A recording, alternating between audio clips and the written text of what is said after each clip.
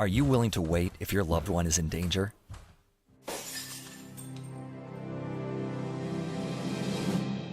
The Peacekeeper app is a state-of-the-art emergency response system that allows private individuals to easily send, receive, and respond to emergency alerts. With Peacekeeper, you and your loved ones can get the help they need when seconds count the most. The Peacekeeper app is geared towards neighbors, which optimizes response time and personal incentive. Alerts contain detailed information about the type of emergency, so that responders will know immediately where to find you and what to expect. They can even communicate in real time via the built-in chat feature, and can often be at your home within minutes or even seconds. Peacekeeper is dedicated to bringing you the most advanced tools and communication methods available. Please support the cause and become a force for good in your neighborhood.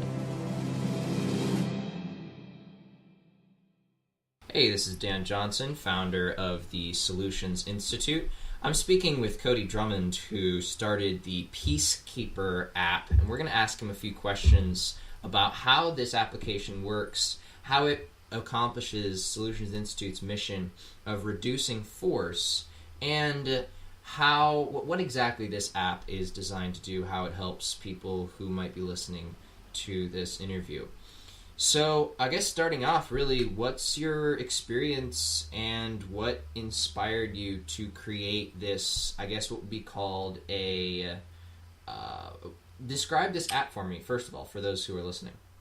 Will do, and thanks a bunch for having me. So I'm Cody Drummond. I founded Peacekeeper, and Peacekeeper is pretty much a emergency response app made for a private network or private community. As a company, we kind of build and advocate voluntary systems of emergency protection. And the app is pretty much our first tool that actually really does that and does it well. What you can do is establish a network of responders. And we advise that those responders are people that you know, love, and trust. And once you've established these groups and networks, you can send, receive, and respond to very detailed emergency alerts. The system's built for neighborhoods. It's built to call responders to your household at the moment. So the alerts are things like fire, medical, intruder, and abduction. So what inspired you to create this app? It's hard to say exactly one thing that inspired me. Around the time that I started working on Peacekeeper, I had recently been married and my wife was pregnant with my first child. And I like to practice foresight, and some concerns I have, actually every day I have the concern of just personal safety and feeling safe and comfortable in my own home. And I also have bigger concerns, some of which are, having to do with oppression and lack of freedoms throughout the country. So I wanted to build a system that, first of all, kind of provided a reliable network of protection for myself, my family, and others. And I also wanted to build a system that helped people to gain more independence and maybe even a little more freedom. So I guess those were like the emotions or ideas that really made me want to do this. So yeah, and you talk a little bit about voluntary systems of private protection, and it seems to tie in with something you have on your website where you have a piece on the ineffectiveness of calling 911.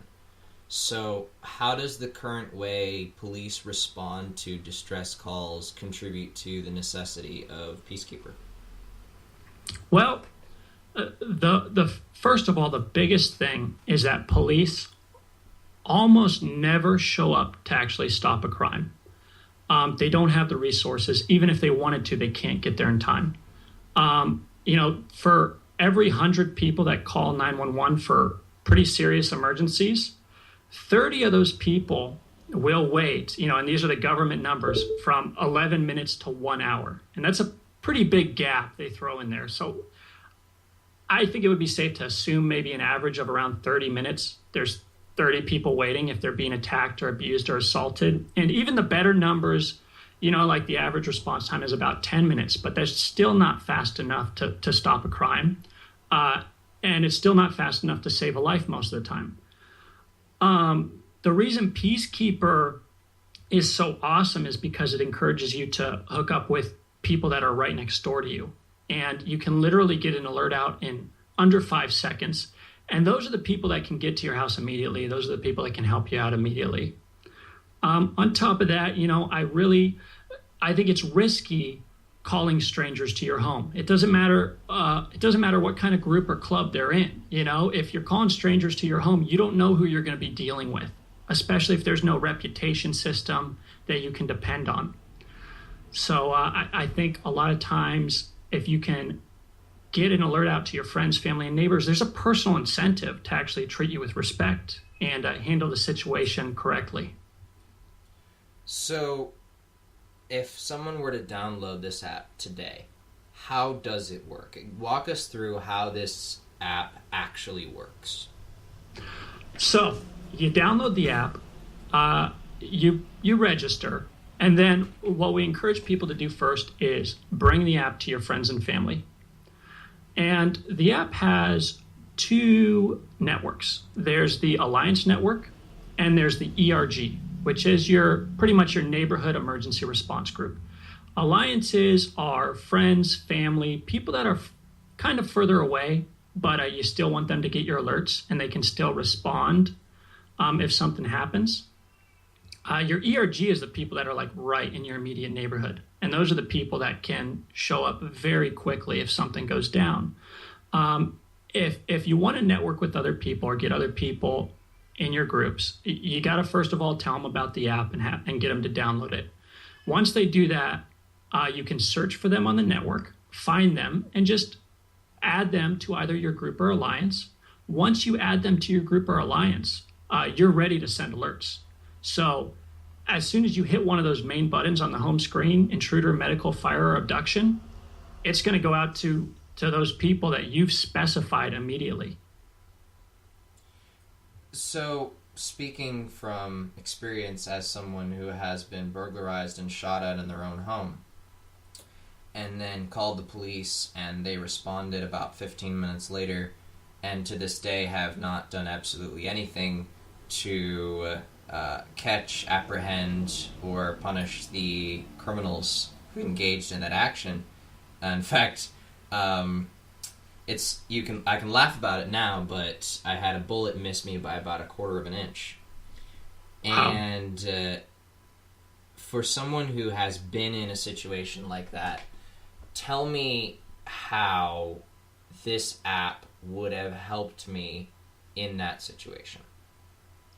It really depends on the specific situation. If you're sitting in front of the front door and someone breaks the door down and comes in with a gun, you're not going to have time to get an alert out on this app. But if you're upstairs in your bedroom and you hear a window break downstairs, you can. If you have a spouse and you hear a window break, maybe you grab the gun and have the spouse send out the alert. So it really depends on the specific situation. I'm not going to say that Peacekeeper is always the thing you want to go to right away, because you may want to grab like your gun before you grab the app. You know what I'm saying? If time is really that short. But I will say that right now we're in the early phases of Peacekeeper. Eventually, we want a fully automated home system where when that intruder breaks down the door, you don't have to hit a button. There's door alarms on your door, and it automatically sends the intruder alert out to your neighbors when that happens, so that it works in almost all situations. So in the current state of the application, how long does it take me to open it and send out an alert? It takes I'd say about 5 to 10 seconds. Now, does it need to connect to a network? So if there's bad cell signal, I can't send an alert? Or what does it need in order to send out this alert? So you need a cell signal or a Wi-Fi signal. If you have either one of those, you can send out an alert, which most people are going to have in their home. Okay. All right. So it doesn't currently work over Bluetooth like FireChat, which is the really popular messaging app in the Hong Kong protests. It doesn't currently work over Bluetooth. Not currently, no. Okay. But in the future, it likely will. Okay. All right. So, what does this app cost? And if nothing, how do you intend to pay for what sounds like a fairly expensive continued development and maintenance for Peacekeeper? So what we've done is we've kind of broken it up into two parts. The purchase of the app is a very small fee of $2.99, one-time fee. We're hoping that we can bring in enough funding from that to pretty much maintain the servers, maintain the network, and take care of minor updates. If you're really into what Peacekeeper's doing and you support the cause and you want to get more involved with the Peacekeeper community, we're going to be selling memberships. So they're $25 a year or more if you want to get a higher tiered membership. And, that's recurring. So it's every year. And we're hoping that the money that comes in from memberships will fund a lot of the updates, a lot of the networking that we're trying to do, and a lot of the training systems that we're trying to establish. So what does this membership give me? Can I not send out an alert unless I have a membership, or does it slow down my alert, or how? Nope.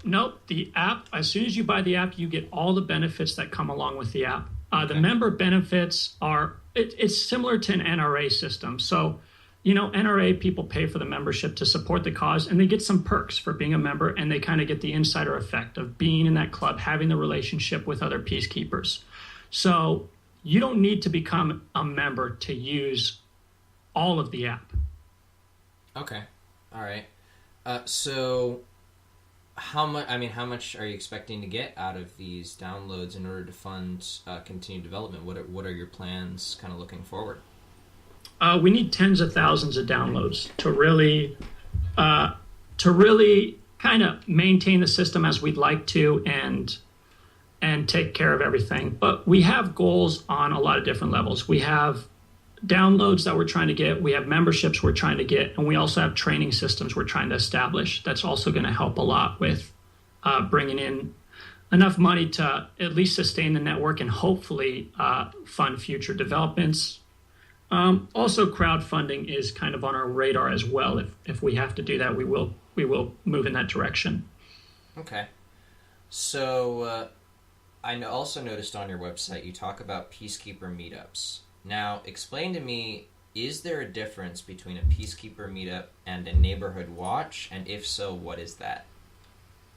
So there is a big difference. So we're encouraging two types of networking. We're encouraging definitely the ERG, which is your neighborhood emergency response group.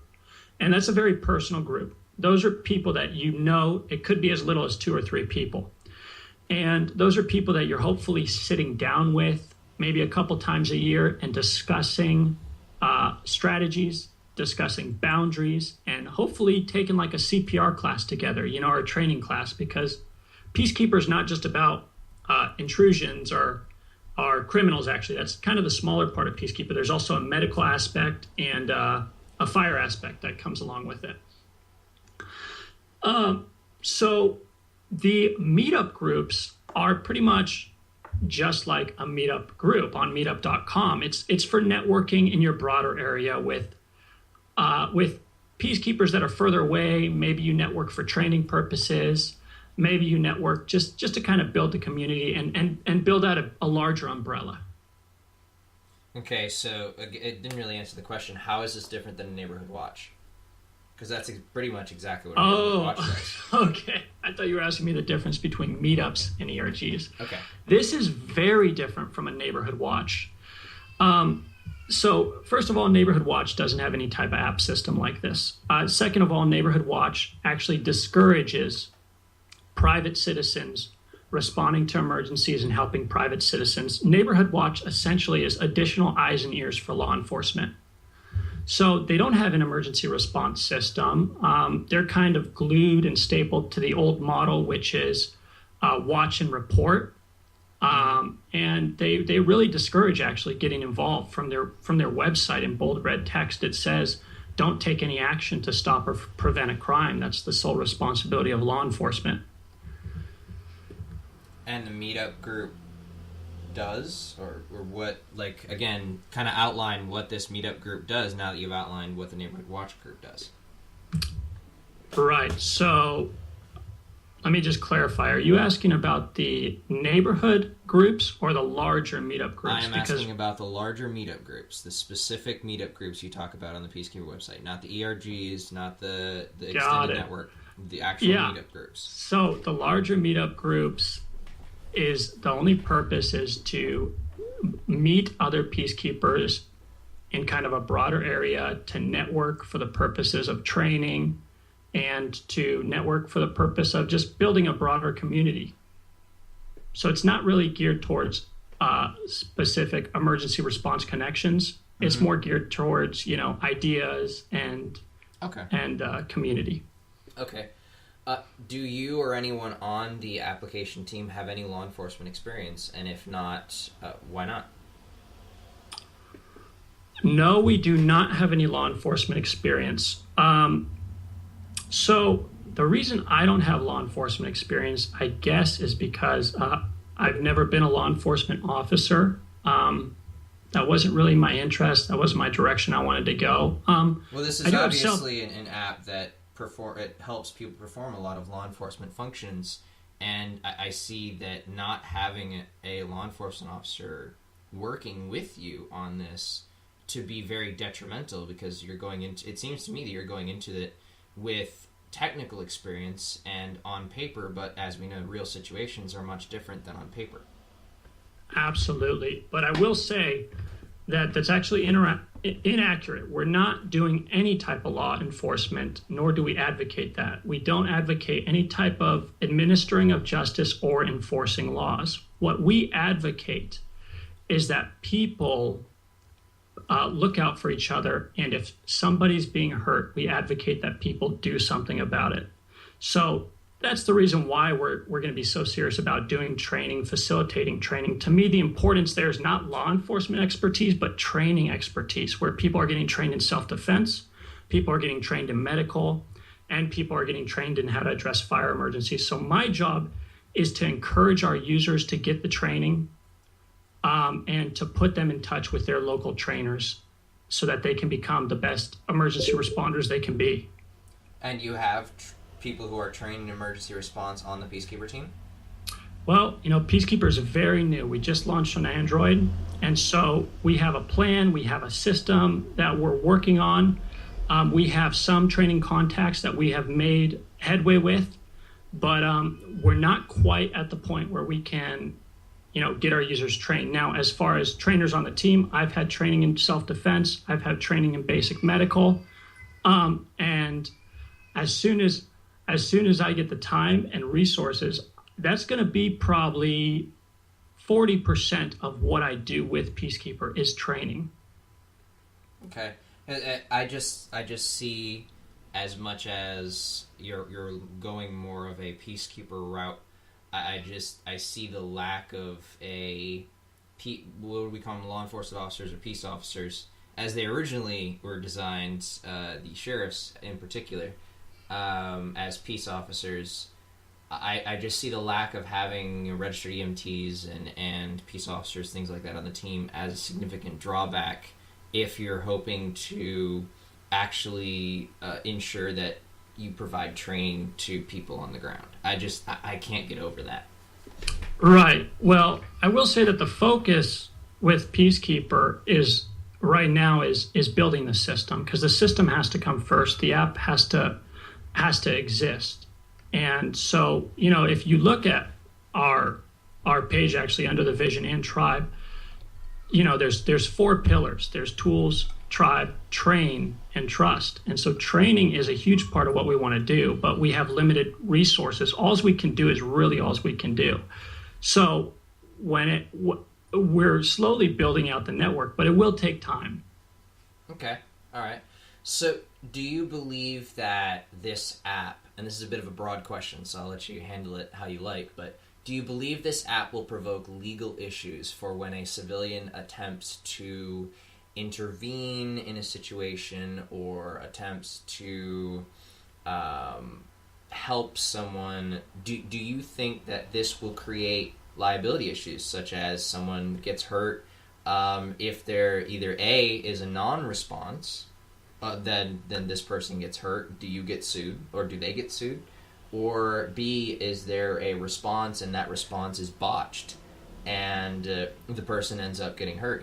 Who is liable in situations such as those facilitated by the Peacekeeper app? Right. We have a pretty good disclaimer. According to my attorney, there's a good chance that you'll get sued. All big companies almost get sued these days. But that doesn't mean you're going to lose lawsuits. So we kind of have a strategy to build out a decent legal team to be able to handle those issues. But at the end of the day, I'm not going to let the possibility of being sued one day keep me from saving somebody's life. If my neighbor's house is on fire, I'm not sitting there thinking about whether or not they're going to sue me if I spray water on that fire. Or if my neighbor has a heart attack, I'm not going to sit around and think, hey, are they going to sue me if I try and administer CPR? That's not what's on my mind. So I really try not to focus too much on that area of it. Okay. Would a person who's using a Peacekeeper app and in an ERG be liable for inaction? Like if they were alerted and they didn't come to help, are they somehow liable for that inaction? That's not a question I can answer legally. I don't really know. I would assume not because, I would assume that you're not, but I don't know. Some laws are pretty ridiculous in some areas. Okay. That would be a question that I would certainly want answered were I to use an app like that. But kind of moving on. So this is an interesting question that was brought to me. In situations where Peacekeeper would be used, do you feel it's more important for the responder to be a gun owner or a camera owner, and is Peacekeeper's effectiveness tied to one of those? No, I'm not going to say whether or not it's better to have a gun or a camera. We actually really advocate non-lethal weapons like mace, tasers. We think that in some instances, if you can have a weapon that has the same stopping power but isn't going to contribute to accidents and other stuff, that might be the way to go. But I am going to say if you're going to use a gun, which in some situations probably is the best way to go, you should definitely get trained on how to do that. Okay. But Peacekeeper's not about what we think ultimately. It's about what you and your immediate group and network of responders believe. And we're not going to come out and pretend like we have the answers on anything as far as self-defense or training. We want to leave it up to people to figure that out. Okay. Do you have any plans to include camera, including live streaming or audio recording in the app? And if so, how would it integrate with Peacekeeper's current features? Like, for example, if someone made an emergency call, would they immediately start an audio recording until that emergency call was over? Or, what do you plan on including camera and audio recording in the app, or do you see a place for it? Yes, we do have all the updates listed for Peacekeeper 2.0, and we're hoping to have that out by 2015, early 2015. And it does the update that we want to do does have a live streaming option where when you hit an alert, you have the option to stream it live, and it will go to some kind of online network where it's uploaded and saved. And it can also stream live to the other users. And these updates are anticipated when? We'd like to have this ready by early 2015, but funding will really play a part on whether or not that can actually happen. Okay. All right. So I think you've touched on it several times, but I'd like you to answer this direct question. Does the app integrate current law enforcement structures, such as notifying the sheriff or police department, or is it specifically designed to exclude law enforcement officers? The app is not designed to exclude law enforcement officers. However, law enforcement systems are very old and very dated. They don't have a system to receive these alerts. Nor are we interested in forcing people to contact law enforcement. If people want to contact law enforcement, they can easily dial 911.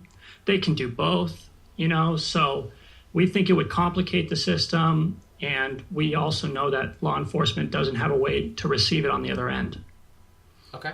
All right. So do you see this app then, it seems like you do you see this app as a potential crowdsourced peacekeeping system that could be put in place to either work alongside as it's doing now, or do you see this as this concept, at least, maybe not Peacekeeper, but this concept as totally replacing the current law enforcement and emergency services response? I don't see it as replacing law enforcement and emergency services. I think even if Peacekeeper works great, better than current law enforcement protection, it doesn't eliminate the law enforcement aspect of what police do. So I think it has the potential to change the way that government emergency response works. I think it has the potential to greatly reduce the need for having police in a lot of areas, but I don't know. I don't know exactly how it's going to play out, to be honest. If you could kind of draw an ideal scenario, what part of the current system, as outdated as it is, would be ideally replaced by the concept of, let's say, decentralized response? I think I really think all these emergencies that we have listed on the app could work better if they're handled by a private network that has a level of training. Because of the reason that the responders are right next door, so they can get to the emergency faster, and there's a personal incentive there. And you're likely training with those people that are responding to your emergencies. So I think when it comes to fire, your neighbors can get fire on a house a lot faster than the fire department can. They're just closer by.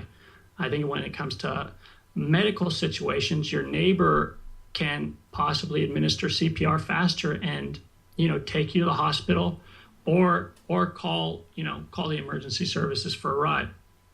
So I don't know. I could see it doing very well in every area. Okay. So a couple more questions. If your app works as well as it could, I've heard a lot of concerns from people about it being made illegal or shut down, like some more popular apps have been. And so if actions like that were to be taken against the Peacekeeper app, how is it, and your users who are now paying for service, paying for membership, how are they protected from that? Is there anything in place to put it on different servers out of the country? How are your users who are now going to be paying a membership? And I think the option is more than just 1 year. You can actually be a membership for longer, if I'm not mistaken. I may be thinking about something else, but even for a year, like if your app were to get shut down halfway through the year, how are you going to guarantee your users, or at least try to protect them from that type of state intervention? Right. So the app users pay a one-time fee of $2.99. Okay. So when it comes to getting shut down, first of all, I don't think it's going to happen, because essentially what Peacekeeper is it allows individuals to connect on a personal level and send out a cry for help in an emergency. Mm-hmm. What people do beyond them is completely up to them. Okay. I think if the government tried to go after this type of communication, there would be a lot of repercussions with a lot of other companies and types of and communication systems that aren't specifically like this but have the same functionality. Now, if the government for some reason wanted to shut down this system completely, we would probably pursue a more of a blockchain type system that was more decentralized and made that more difficult. Okay. But right now, we're a very small company. We're a small startup.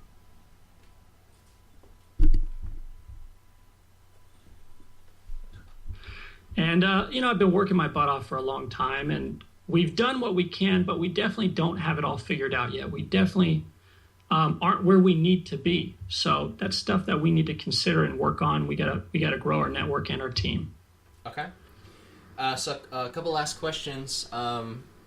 Number one, at the Solutions Institute, we are an activist consulting, activist training firm, and one of the things we really stress is good ideas do not require force.